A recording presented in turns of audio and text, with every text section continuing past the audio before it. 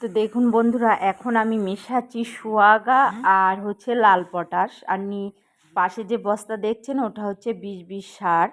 তো এটা আমি মিশিয়েছি, এখন নিয়ে যাব আমি মাঠে। তো কোথায় নিয়ে যাচ্ছি, কী কারণে আপনাদেরকে দেখাচ্ছি আজকে।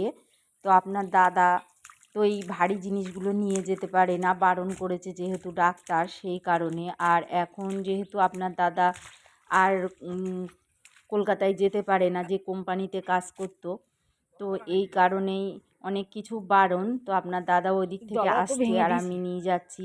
তো 1 বস্তা সার এইভাবে আমি বয়ে বয়ে নিয়ে যাব, কারণ ভারী জিনিস আপনার দাদার ওঠানোটাই বারণ। তো বন্ধুরা, আমি এখন যে সারটি নিয়ে যাচ্ছি এটা হচ্ছে 20-20 সার।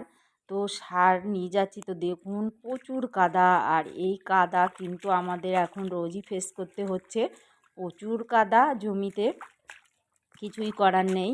তো জমি থাকা যে কতটা ভালো সেটা আপনাদের কি বলবো। আর এই যে দেখুন জমির কিন্তু হাল করা হয়ে গেছে, আর দেখতে কত সুন্দর লাগছে। তো আমরা বেশ আনন্দেই সবুজের সঙ্গেই থাকি। আর এই যে দেখুন এখানেও আবার পানি, তো এইটা আমার পার হতে হবে, প্রচুর প্রচুর কাদা। তো পাশে যে বীজ দেখছেন, এই যে বীজও আমাদের রেডি হয়ে গেছে।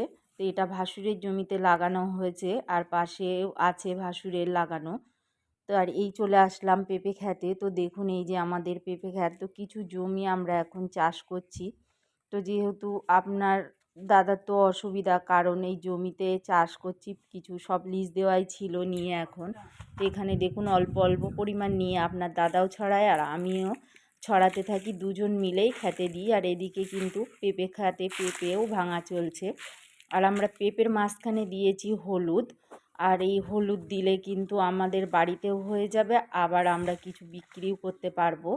তো দেখুন এইভাবেই আমরা কিন্তু প্রতিদিনের কাজ করি কম বেশি। তবে পেঁপে চাষ করলে ততটা পরিশ্রম হয় না, খুবই এগুলো অনেক যারা চাকরি বাকরি করেন, জমি আছে কি বা কোনো কোম্পানিতে কাজ করেন, পেঁপে চাষ করতে পারেন।